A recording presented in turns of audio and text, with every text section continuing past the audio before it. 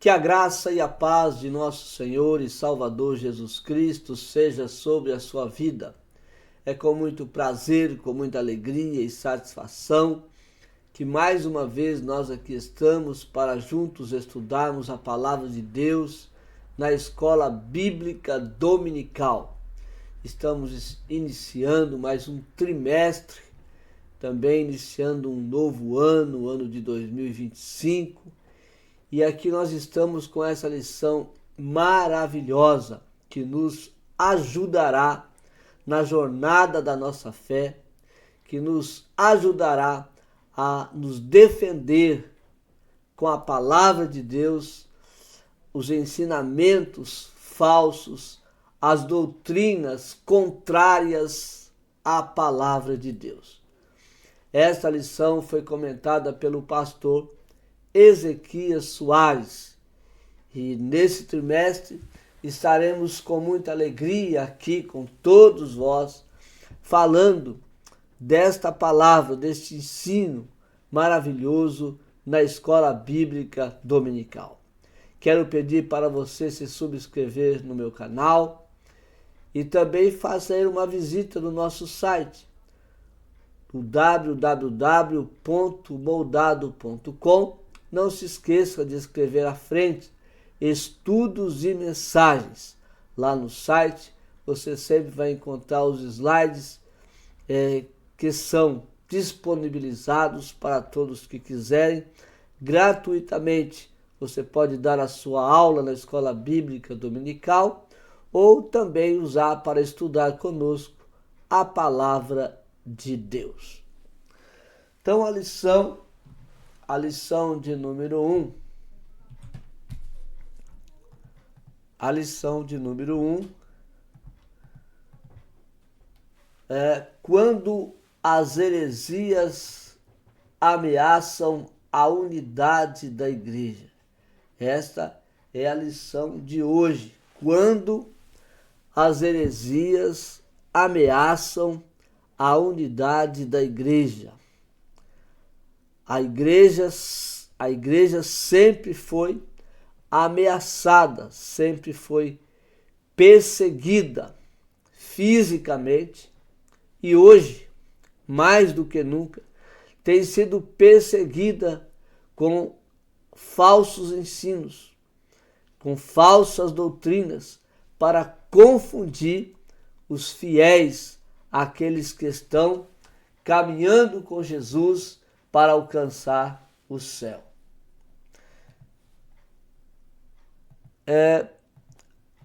O textuário da nossa lição está em Judas, versículo 3.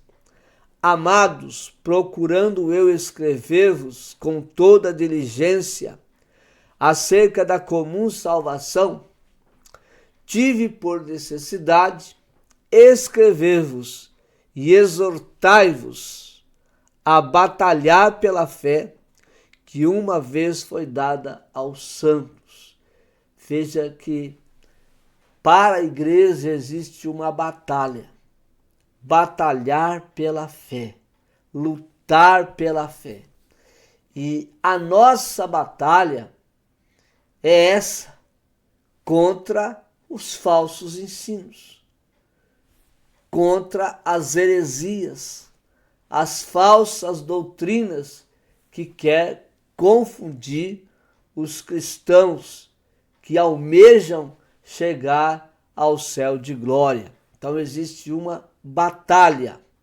Batalha é para soldados, guerreiros, fortes, corajosos, animados, que querem vencer. Então vamos lutar juntos e vamos vencer em nome de Jesus. A verdade prática, heresias são crenças e práticas contrárias ao pensamento bíblico que distorce os pontos principais da doutrina bíblica. Então, o que são heresias? São crenças e práticas. Aqueles que creem e praticam praticam aquilo que ele recebe no seu pensamento. E o que ele recebe no seu pensamento, que esteja contrário à Bíblia Sagrada, ao pensamento bíblico, aquilo que ele recebe é o que ele vai batalhar. Ele não deve ser convencido, ele não deve ser influenciado com as falsas doutrinas, mas ele deve batalhar pela fé em Cristo Jesus, o nosso Senhor. Por quê? Porque essas crenças e essas práticas contrárias ao pensamento bíblico, elas distorcem os pontos principais da doutrina bíblica. Veja que não só os pontos principais, mas tudo, em todos os pontos, todos os textos que vai ajudar o fiel a chegar no céu. Essas heresias, as heresias, elas querem distorcer aquilo que nós cremos. Então, o objetivo da nossa lição de hoje é identificar as ameaças hereges que assolam a Igreja de Cristo nos últimos dias. Quais são essas ameaças? Quais são essas falsas doutrinas? Quais são essas crenças falsas? Essas práticas que assolam a Igreja de Cristo nos últimos dias? Você pode até dizer, são muitas. É claro que são muitas, nós poderemos falar de algumas. Outra coisa é apresentar o conceito de apologética cristã, que está relacionado à defesa da nossa fé, e definir o que são heresias, falar mais, definir mais, entender mais, compreender mais teoricamente o que são as heresias. A introdução da nossa lição: heresias são crenças e práticas contrárias ao pensamento bíblico. A Bíblia diz para não abortar, mas os ensinamentos que o mundo oferece é que para tudo tem um jeito. Isso é relativo, né? E aí trazem ensinos, estudos, palestras, sendo essas palestras, esses estudos, ensinos, as narrativas contrárias àquilo que a Bíblia está dizendo. Então, crenças e práticas contrárias ao pensamento bíblico. As heresias distorcem pontos principais da doutrina bíblica. A doutrina bíblica, o ensinamento bíblico, diz: não aborte. Diz com relação ao homossexualismo. A Bíblia fala. Tem ensinos, tem estudos. Mas o pensamento herético, as ideias que o mundo traz, contraria o pensamento bíblico. Então, as heresias distorcem pontos principais da doutrina cristã. Confrontam o cristianismo histórico e criam um problema para as igrejas e as famílias. Então, há um confronto, há uma luta, uma batalha contra os cristãos, há uma perseguição contra a Igreja de Cristo. E esse confronto é um confronto já histórico, como nós dizemos aqui. Antes era físico. Antes era físico, a perseguição foi física. Os cristãos foram mortos, queimados, os cristãos foram crucificados, e matavam os cristãos fisicamente. Hoje há uma perseguição diferente, teórica, que influencia, que convence os cristãos a viver uma vida mundana, sem Deus, sem paz e sem salvação. Então cria um problema tanto para as igrejas quanto nas famílias que querem viver uma vida conforme o pensamento bíblico.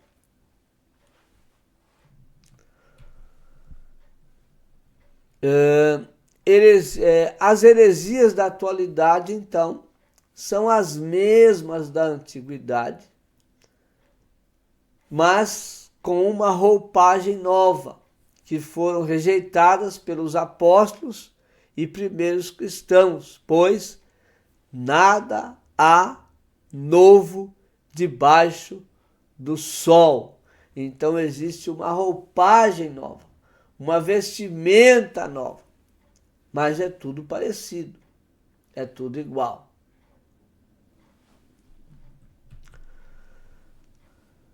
O primeiro tópico da nossa lição fala sobre as ameaças dos lobos vorazes, conforme diz Paulo, dos lobos. Os pastores o primeiro item diz que fala sobre os cuidados pastorais. Os pastores consagrados pelo Espírito Santo, o que eles fazem? Eles alimentam a igreja. Qual que é o alimento da igreja? É o ensino da palavra, é o estudo da palavra. Esse é o alimento para a igreja.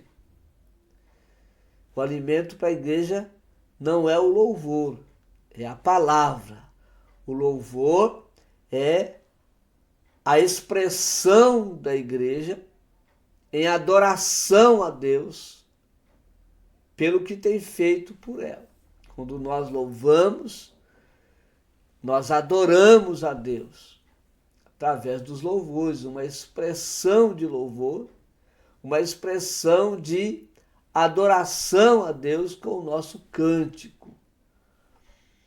O alimento da igreja é a palavra de Deus. A palavra de Deus alimenta o povo. A palavra de Deus anima o povo, consola o povo, exorta o povo a viver uma vida com Cristo. Então, o que os pastores consagrados pelo Espírito Santo, ele alimenta a igreja, ele guia a igreja, ele protege a igreja. E proteger a igreja é dar à igreja o alimento verdadeiro, o alimento sadio.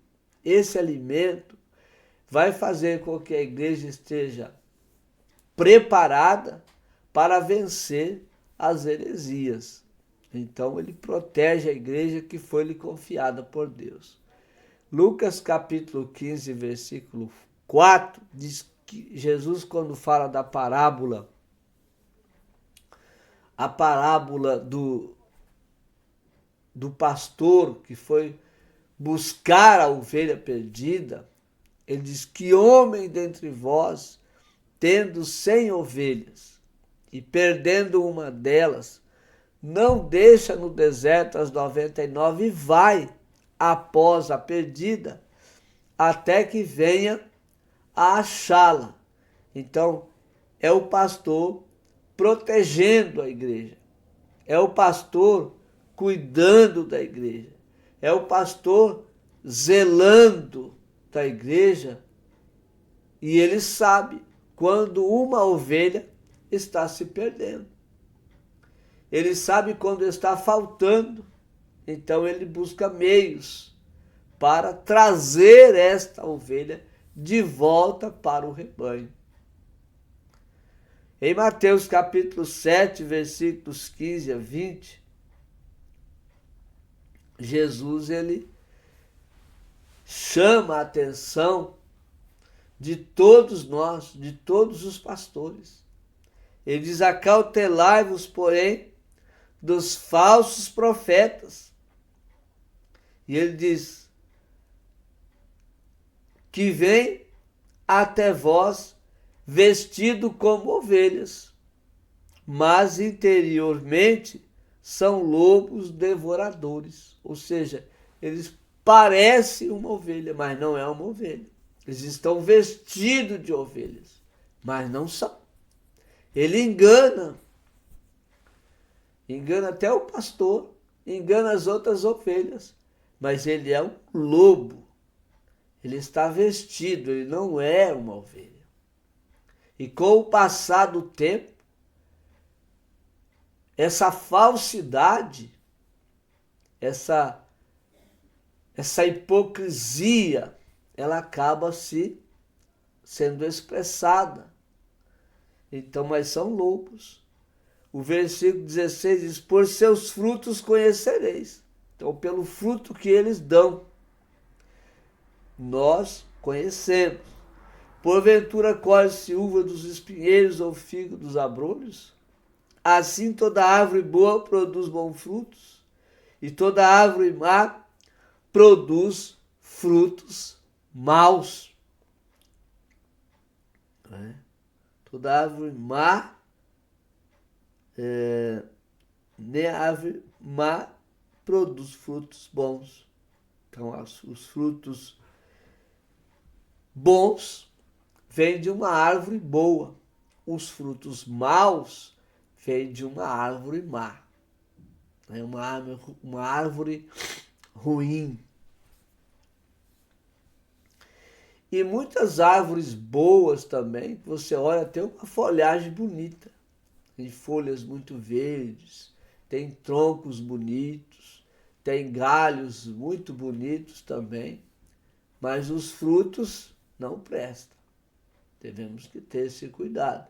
É assim que os lobos, vestidos de ovelhas, estão no seio da igreja. Não pode a árvore boa dar maus frutos, nem a árvore má dar frutos bons.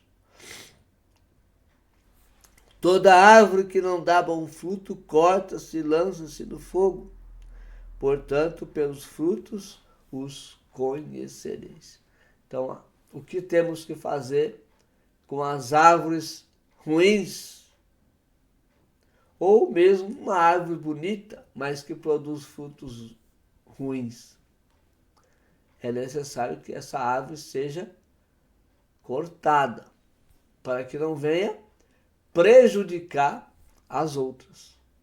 Uma maçã podre, uma batata podre no meio de outras, acaba apodrecendo todas as demais. Então ela precisa ser tirada e lançada fora.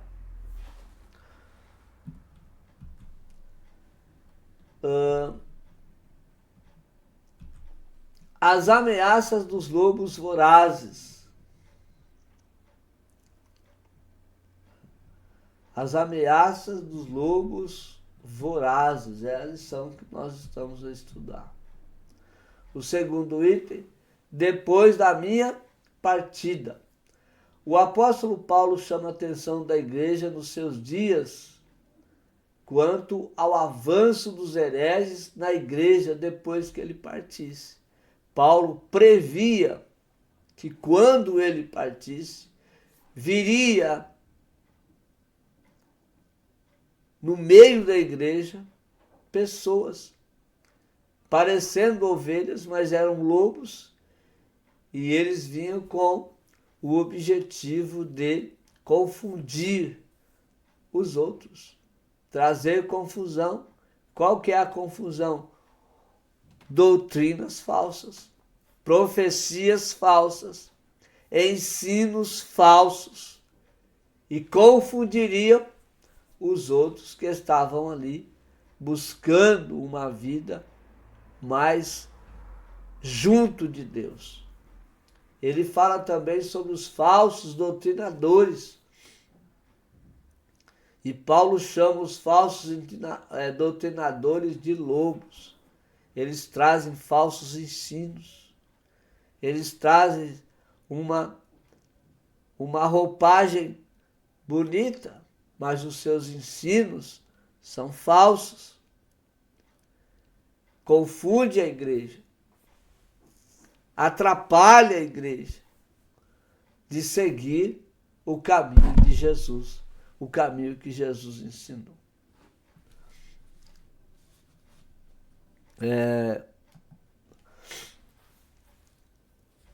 O verdadeiro ensino não é suficiente para impedir o falso ensino. Às vezes você pode ensinar, o pastor ensina a verdade do Evangelho, a verdade da palavra de Deus, mas ainda não é suficiente se as ovelhas também não procurarem a viver a prática verdadeira da palavra de Deus. A igreja também precisa se preparar, precisa ouvir o ensino verdadeiro, colocar em prática e se preparar para combater os falsos ensinadores. Na segunda carta que Pedro escreveu, no capítulo 2, versículo 1, fala dos falsos profetas.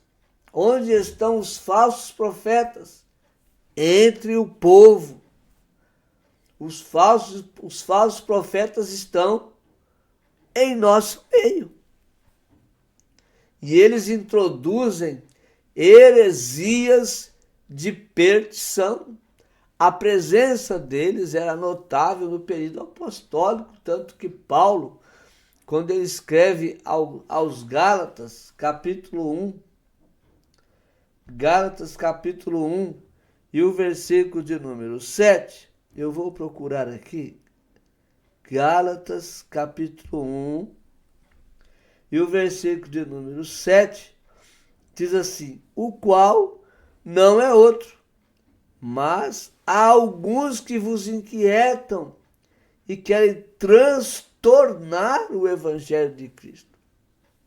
Então eles inquietam a igreja, perturbam a igreja com seus falsos ensinos, com suas falsas orientações, com as suas falsas profecias, com as suas falsas palestras. Perturba a igreja, inquieta a igreja, confunde a igreja. E a igreja precisa ser bem ensinada, capacitada, preparada para vencer esses falsos ensinos, esses que são obstáculos para que a igreja continue caminhando a sua fé cristã.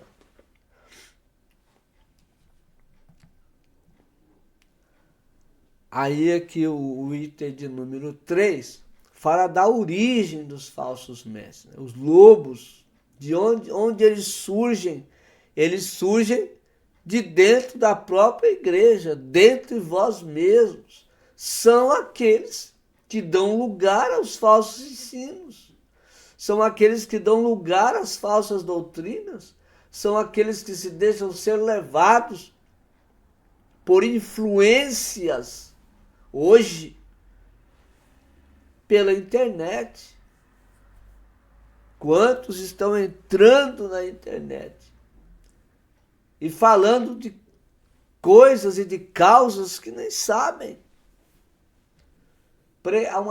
Há uma pregação contínua, né?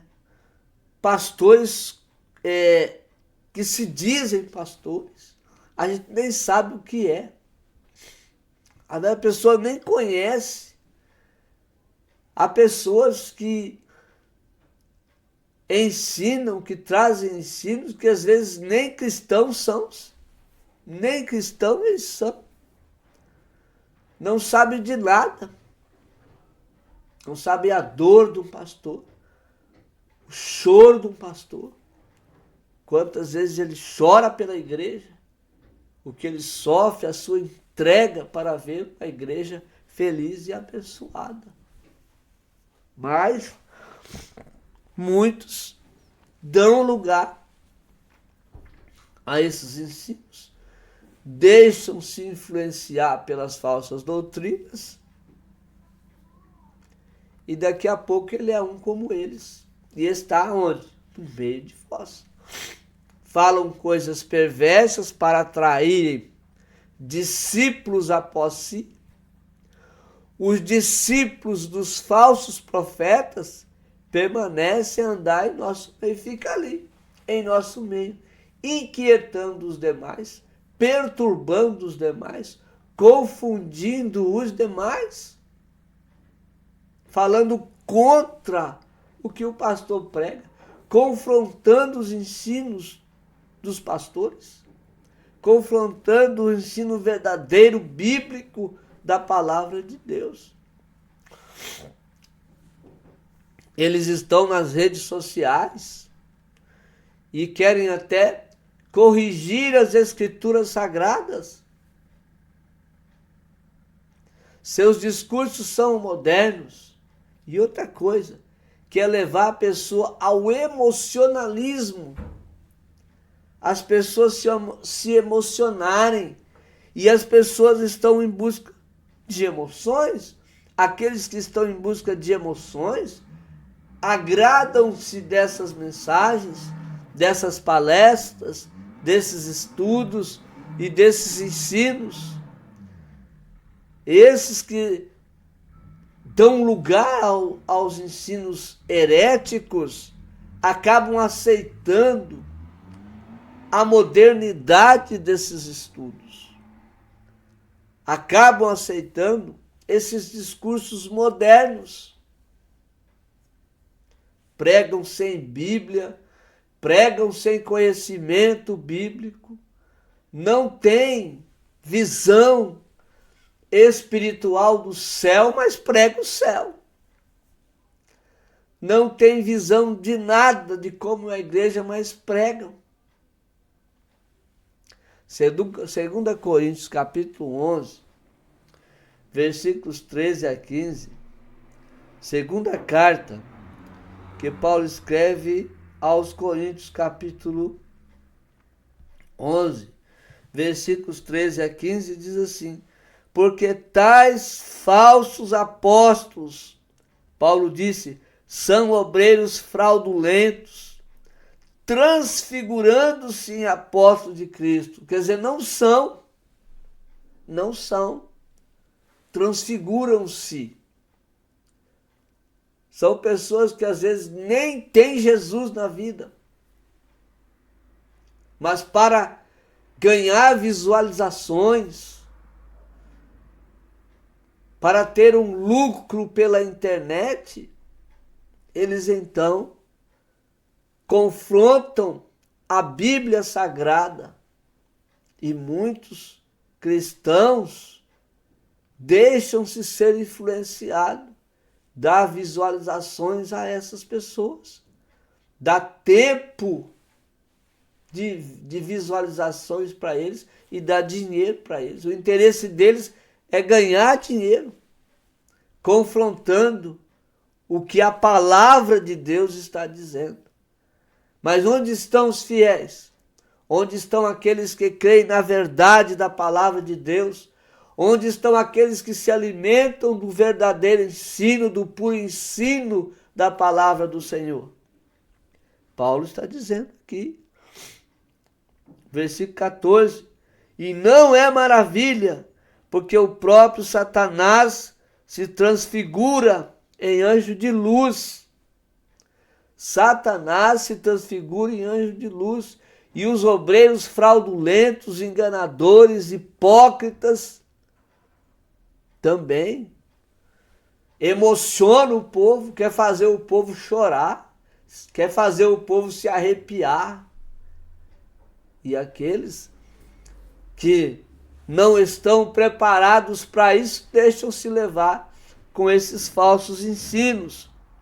Não é muito, pois que os seus ministros se transfiguram em ministros da justiça, mas são injustos, o fim dos quais será conforme as suas obras. Terão a sua recompensa conforme aquilo que eles fazem. Se fazem com injustiça, receberão também a recompensa da injustiça sobre a sua vida. Vamos ver o outro tópico. O que é a apologética, então? Diante de tudo aquilo que nós temos já ouvido aqui, o que é, então, a apologética? É importante a apologética. E está baseado na primeira carta de Pedro, capítulo 3, versículo 15. Antes santificar o Senhor Deus em vossos corações, estáis sempre preparados para responder com mansidão e temor a qualquer que vos pedir a razão da esperança que há em vós. Por que você vai à igreja? Por que você vai para a escola bíblica dominical? Por que você ora? Por que você jejua? Por que você vai nas vigílias? É isso. Você tem resposta para essas perguntas? Se você não tem, precisa ter. Você precisa estar preparado para responder a razão da sua esperança, a razão por que você serve a Deus, a razão por que você prega sobre a vinda de Cristo, a razão por que você vai à igreja e não perde os cultos, a razão por que você está adorando a Deus. Preciso ter respostas. E a apologética, ela nos prepara para ter essas respostas, que são a defesa da nossa fé. Então, a apologética cristã é a defesa lógica e racional da fé cristã e de suas práticas doutrinárias. É a defesa lógica, racional. Não tem nada de emocional aqui. Racional. O que é o emocional? Como que se comporta um cristão emocional? E qual é aquele crente que vai para a igreja e que glorifica a Deus? Ele glorifica a Deus, ele adora a Deus. E ali a palavra é pregada, é falado o ensino. O que se pregou na igreja? Não sei, só senti a presença de Deus.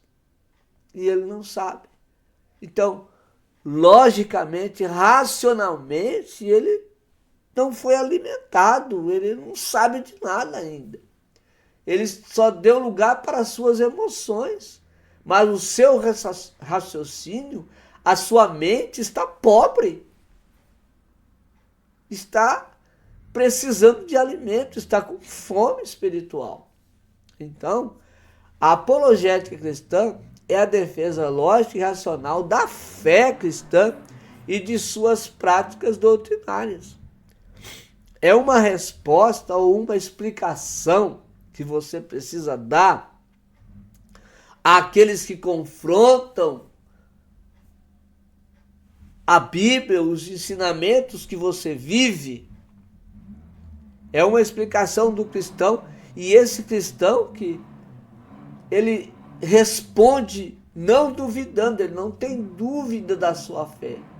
Ele não tem dúvida do Deus que ele serve. Ele não tem dúvida do Deus que ele adora. Ele professa uma fé e crê. E agora ele tem resposta, porque ele está preparado, está capacitado para isso. Então, esse cristão está sempre preparado para dar uma resposta emocional? Não.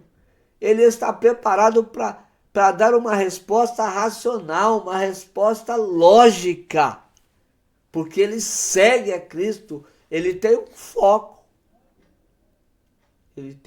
e está em uma jornada, e nessa jornada o seu foco é Cristo, o destino é chegar do céu.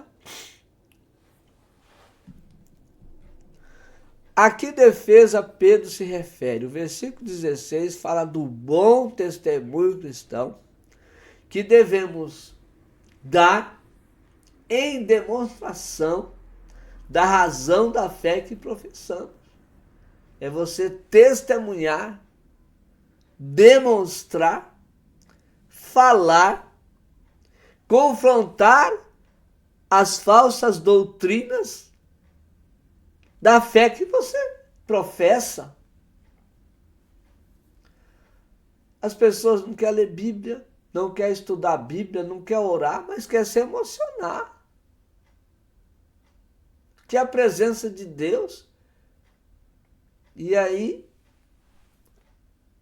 se emocionam e acham que a emoção que ele está sentindo é o alimento para a sua alma.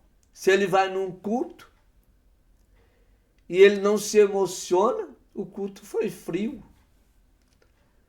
Ele não quis ouvir a palavra, ele não quis parar para ouvir o ensino, o estudo. Foi frio, o culto estava frio.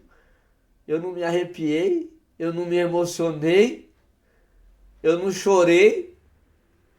Tem crente que precisa chorar, porque o culto tá bom, se não chora o culto estava ruim. Gente, os nossos irmãos precisam ser ensinados o verdadeiro evangelho, o que é ser um cristão. Precisam estar preparados para responder.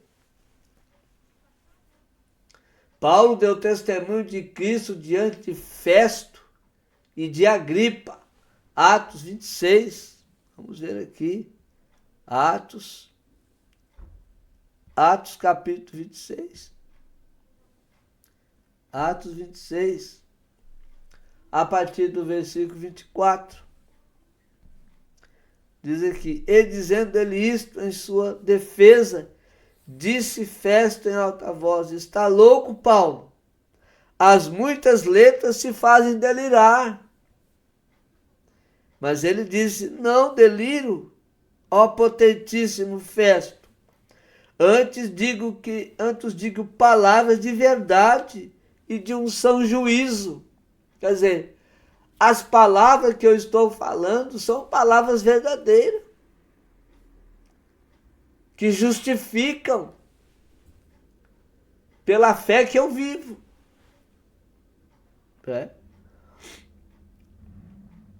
E aí ele diz, versículo 26, porque o rei diante de quem falo, com ousadia, sabe essas coisas, pois não creio que nada disto lhe é oculto, porque isso não se fez em qualquer canto.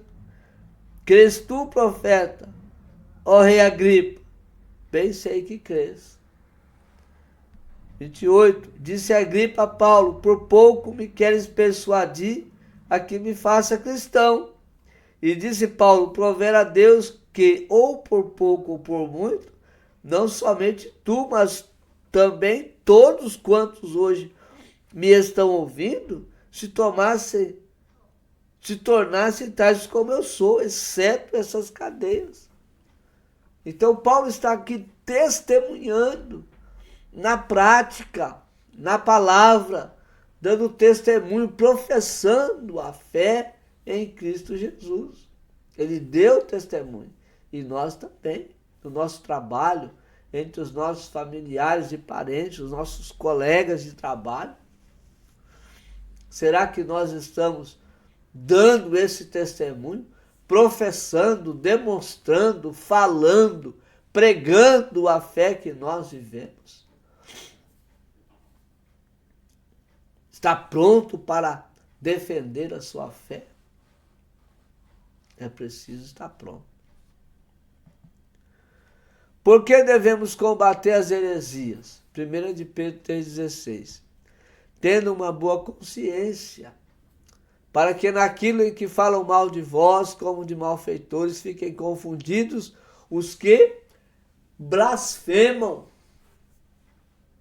Os que blasfemam do vosso bom porte em Cristo.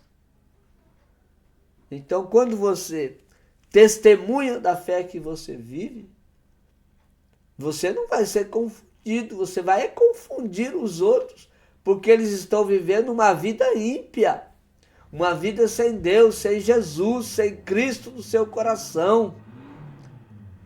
E você, com o seu bom testemunho, com a sua humildade, a sua simplicidade em Cristo Jesus, a sua vivência, a sua insistência, a sua permanência em viver uma vida cristã, você acaba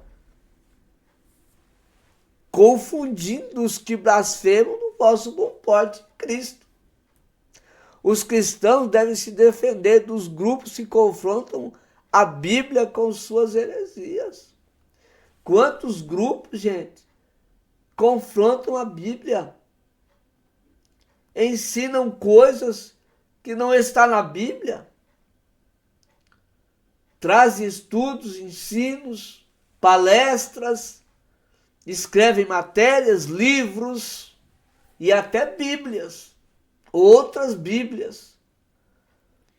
E nós estamos confrontando esses grupos que assim fazem?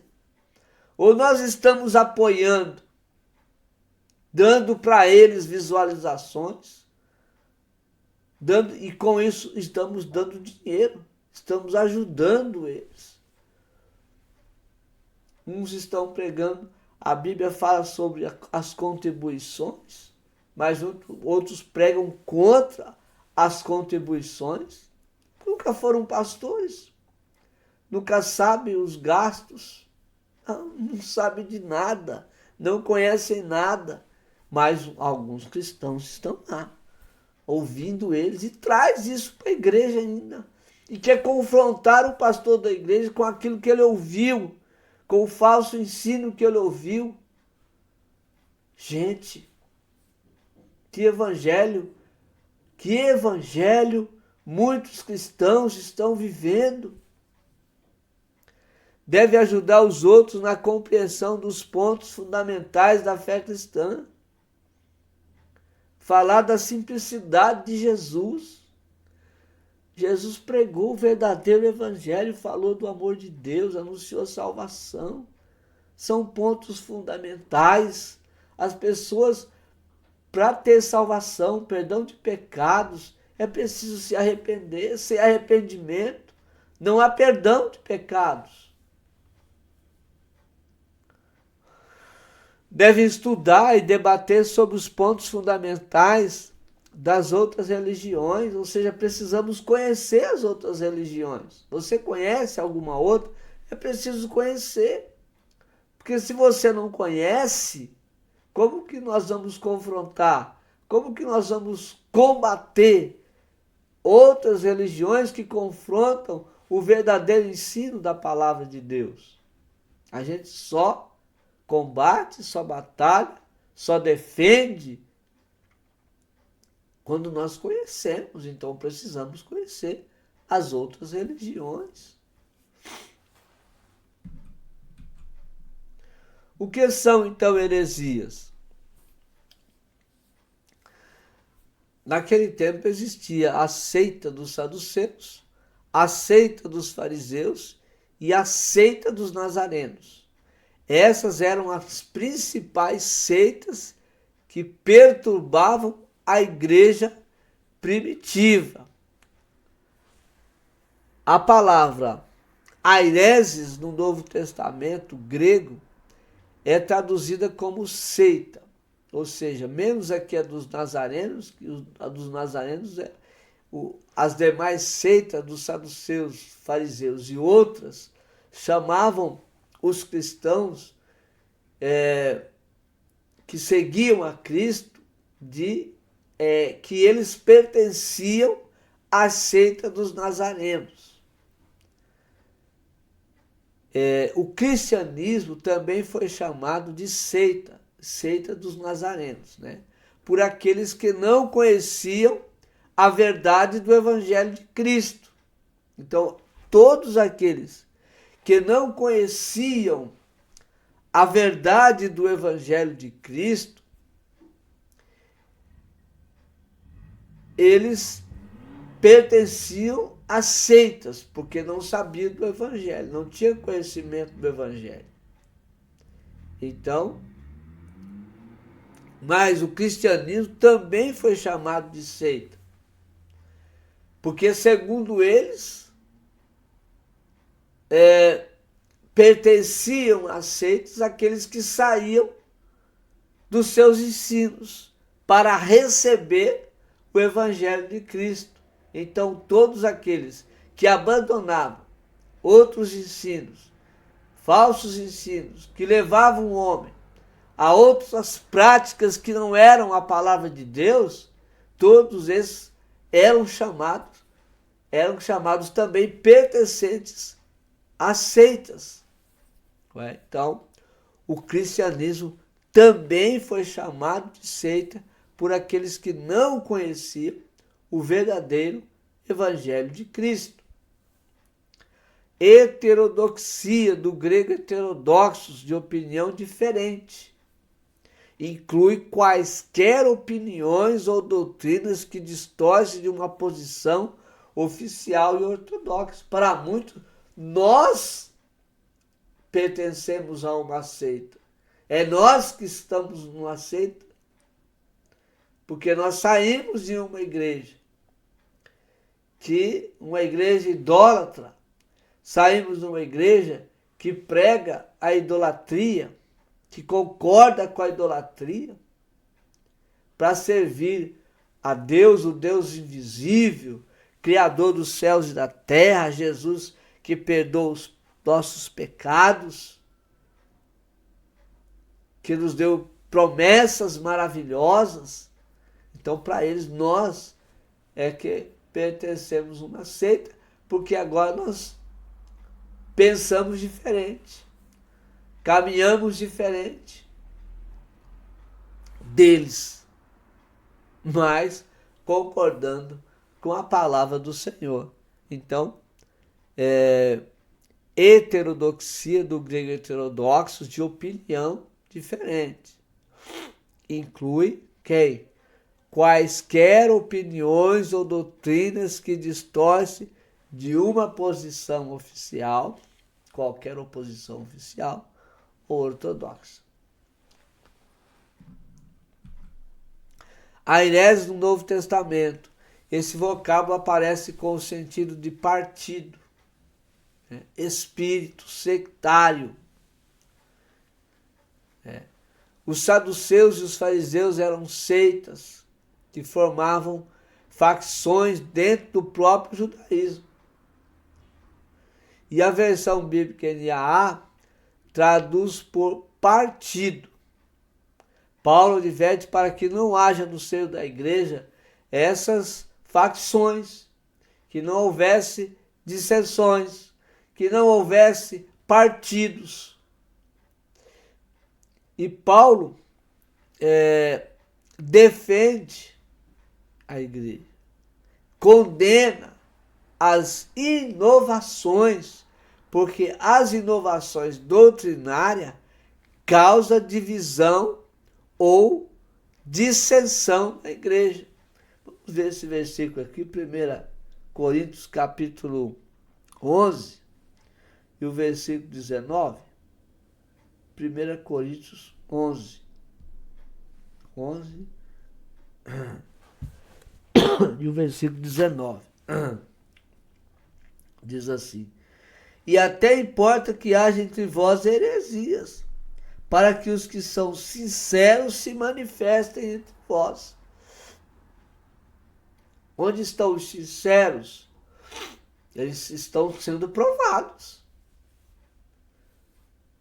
Mas eles estão vencendo, estão batalhando pela verdadeira fé, pelo verdadeiro ensino, eles estão batalhando por isso. Estão sendo provados. E Paulo assim diz: até importa que haja entre vós heresias, para que os que são sinceros se manifestem. Então ele condena as inovações doutrinárias que causam divisão ou dissensão na igreja. Gálatas também, Gálatas capítulo 5 e o versículo de número 20, diz assim: idolatria, feitiçaria, inimizade, porfia, imulações, iras, pelejas, dissensões e heresias estão aqui nas obras da carne. Obras da carne. Então, importa que haja entre vós heresias para que aqueles que são sinceros sejam provados e comecem a defender a sua fé.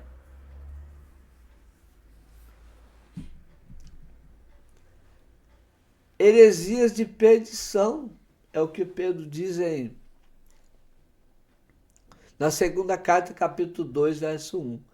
É nessa passagem que a heresia apresenta o sentido de erro doutrinário como heresia, propriamente dita, no campo teológico que nós conhecemos hoje. As heresias distorcem os pontos principais da doutrina cristã no que diz respeito a Deus e assim a Trindade, o Senhor Jesus Cristo, o Espírito Santo, ao ser humano, aí a natureza, o pecado, a salvação, origem e destino do homem, aos anjos, a igreja e as escrituras sagradas. O mais grave erro é quando diz respeito à divindade e interfere na salvação. São aqueles que creem em Deus, mas não creem em Jesus. E muitos outros ainda dizem que creem em Deus, mas não creem na Bíblia. Então, e o interessante é que não existe salvação sem Jesus Cristo. E quando nós lemos a Bíblia, é que nós conhecemos Deus, conhecemos Jesus Cristo também. E só Jesus Cristo é que salva o homem dos seus pecados. Lucas 19, no versículo 10, ele diz: eu vim para buscar e salvar o que se havia perdido. João 14,6, ele diz que eu sou a verdade, o caminho, a verdade e a vida. É o caminho para o céu, a verdade que leva para o céu, a vida eterna. E 4,12, que também o apóstolo Pedro, em um dos seus discursos, ele diz que não há outro, não existe outro Salvador, não existe outro Senhor que não possa salvar o homem. Então não há. O mais grave erro é quando diz respeito à divindade. E a divindade interfere na salvação. É como eu estava dizendo aqui, crê em Deus, mas não crê em Jesus. É amigo da igreja, mas não crê na Bíblia, nem aceita Jesus. Está interferindo. A salvação só existe em Jesus Cristo. Ele é o Salvador do mundo. Deus abençoe sua vida. Deus abençoe sua família. Até a próxima oportunidade, quando nós aqui estaremos com mais um estudo da Palavra de Deus na Escola Bíblica Dominical. Deus te abençoe.